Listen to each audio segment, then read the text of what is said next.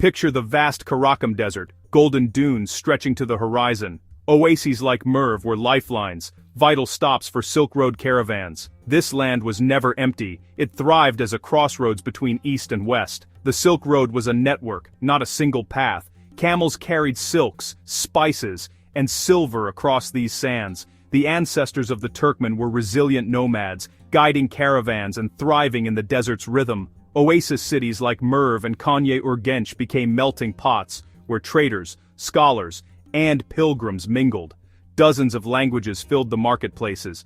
Ideas and faiths flowed as freely as goods. Turkmenistan was a marketplace for philosophies and religions, not just trade. The people here were open to new influences, blending them into their own strong culture. Into this dynamic world, a new faith would soon arrive, one that would forever change the desert's soul. The journey of Islam was about to begin, carried by caravans and embraced by hearts. The desert was ready for transformation. Before Islam, the Turkmen people's beliefs were rooted in nature and the sky. Tengriism, worship of the eternal blue sky, was central. Tengri was the supreme god. Life was unpredictable, so people honored spirits in rivers, mountains and animals, especially the sacred wolf. Shamans bridged the human and spirit worlds, guiding rituals and healing. Trade routes brought Zoroastrians, Nestorian Christians and Buddhists to the oasis cities. These faiths coexisted, creating a rich spiritual tapestry. Belief was fluid, adapting to the nomadic lifestyle and the challenges of the desert. Faith was woven into daily life, offering comfort and identity. These ancient beliefs were the spiritual roots of the Turkmen people. Into this world of sky worship and spirit reverence, Islam would soon arrive. The stage was set for a new chapter in Turkmenistan's spiritual journey. Change was on the horizon. The Silk Road carried more than goods, it was a highway for ideas and beliefs. Caravanserais became hubs where merchants shared stories, philosophies, and faiths. A merchant from Baghdad might introduce Islam to a Turkmen guide over tea in an oasis. New ideas spread through conversation, not conquest. The Silk Road had already brought Buddhism, Christianity, and Zoroastrianism to Central Asia. People here were used to encountering new faiths and perspectives. The desert was a bridge, not a barrier. Turkmenistan was surprisingly cosmopolitan. Islam's arrival was gradual, its seeds planted by humble traders and travelers. The Silk Road prepared the ground for a profound spiritual transformation. The desert was ready for a new faith to take root. Change was coming, carried on the wind. Islam's journey into Turkmenistan began in the 7th century, spreading from Arabia to Persia and beyond. Persian merchants, now Muslims, brought their faith eastward along familiar trade routes. Islam arrived subtly through new customs, prayers, and friendships. Traders shared the oneness of God and the promise of justice with local chieftains.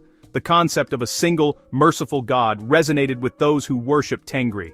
Small Muslim communities formed in oasis cities, growing in influence and prosperity. Local rulers saw the benefits: alliances, trade, and access to Islamic knowledge. Islam's spread was steady, not sudden, woven into daily life over generations.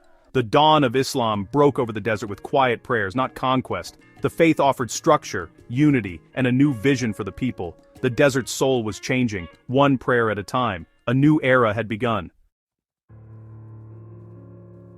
Sufi mystics played a vital role in bringing Islam to the hearts of the Turkmen people. Sufis focused on personal experience of God. Using poetry, music, and storytelling, they found common ground with local traditions, blending Islamic teachings with pre-Islamic beliefs.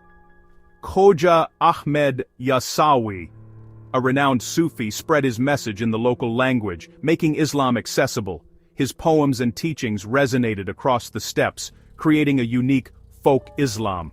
Sufi saints became revered guides, their tomb sites a pilgrimage. This mystical, compassionate Islam fit the nomadic spirit of the Turkmen. Sufism unlocked Islam for the desert tribes, allowing them to embrace the faith while honoring their roots. Islam became a religion of the heart, woven into the fabric of daily life. The desert found its spiritual voice. As Islam took root, it transformed both the landscape and society of Turkmenistan. Mosques rose in oasis cities, becoming centers of worship and community life. Madrasas, Islamic schools, spread learning, producing scholars and leaders. Art and architecture flourished with geometric designs and calligraphy adorning buildings. Islamic law and customs shaped daily routines, from festivals to justice. Even nomads carried their faith, praying under the open sky. Oral traditions blended Islamic stories with ancient epics. Islam unified diverse peoples, providing order and shared identity. The faith adapted to both city and desert life.